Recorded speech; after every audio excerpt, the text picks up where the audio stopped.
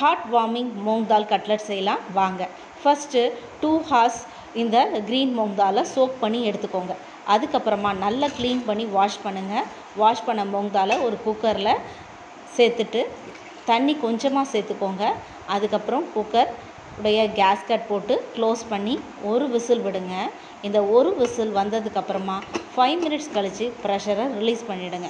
அதுக்கப்புறமா நீங்கள் ஓப்பன் பண்ணி பாருங்கள். இது நமக்கு ஹாஃப் பாயில் இருந்தால் தான் நல்லாயிருக்கும் கட்லட் பண்ணுறதுக்கு. அதுக்கப்புறம் இருக்கிற தண்ணியை ஃபில்ட்ரு பண்ணிவிட்டு இதில் நம்ம green chilli, ginger, garlic, onion, coriander, salt இதெல்லாம் சேர்த்து 2 பல்ஸ் மோடில் அரைங்க. கொரகொரப்பாக இருந்தால் ஓகே. அது கூட ஜீரா பவுட்ரு சேர்த்துக்கோங்க. கரம் மசாலா சேர்த்து நல்லா மிக்ஸ் பண்ணி கொடுங்க.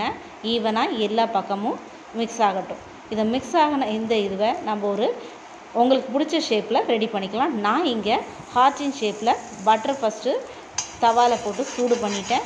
இப்போ ஹார்ட்டின் ஷேப்பில் இருக்கக்கூடிய நம்ம மூங் தால் கட்லட்டை வைக்க ஆரம்பிச்சிட்டேன் தவாவில். ஸோ இது சிம்மில் வச்சே குக் பண்ணுங்கள். அதிகமான தீ கொடுக்காதீங்க. அதுக்கப்புறமா இதை திருப்பி போடுங்க. ஸ்லோவாக குக் ஆனால் நல்லா கிறிஸ்பியாக இருக்கும். மேலே இதை ஒன்று ஒன்றா சேர்த்து குக் பண்ணுங்கள்.